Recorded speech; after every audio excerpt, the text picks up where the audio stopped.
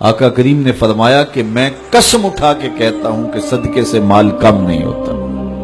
اللہ صدقے سے مال کو برکت دیتا ہے، مال میں اضافہ ہوتا ہے. ایک اور وظیفہ ہے جس کو کرنے سے رزق میں برکت ہوتی ہے. اللہ فرماتا ہے تم نکاح کرو، تم فقیر ہو وہ تمہیں غنی کر دے گا.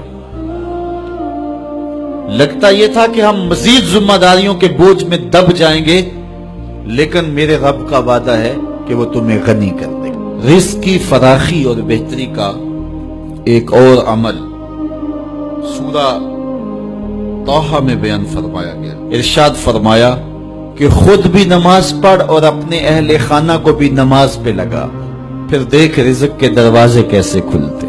رسول کریم صلی اللہ علیہ وسلم نے ارشاد فرمایا جو یہ چاہتا ہے کہ اس کے رزق میں برکت ہو اور اس کی عمر میں برکت ہو، وہ رشتہ داروں کے ساتھ سلوک اچھا کرے.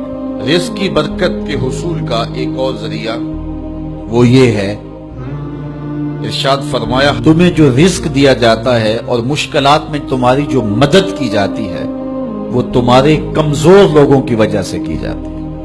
معاشرے کے جو کمزور لوگ ہوتے ہیں، اپاہج لوگ ہوتے ہیں یا بوڑھے لوگ ہوتے ہیں، تو ان کو کبھی نظر انداز نہ کیا کرو. ایک اور طریقہ دیا گیا اور وہ یہ کہ اگر تم چاہو کہ تمہارے رزق میں برکت ہو تو علم دین حاصل کرنے والے طلباء پر خرچ کرو. اپنے ذمے لے لو کہ ہم کسی طالب علم کی کفالت اپنے ذمے لیتے ہیں.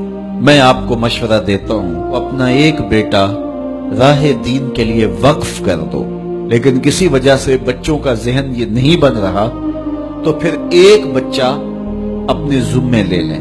وہ اگر پڑھ گیا تو اس کی برکتیں صدقہ جاریہ کے طور پہ بھی تمہیں نصیب ہوں گی، اور ہو سکتا ہے کہ اس کے صدقے سے اللہ تعالیٰ آپ کے رزق میں برکتیں عطا فرمائے.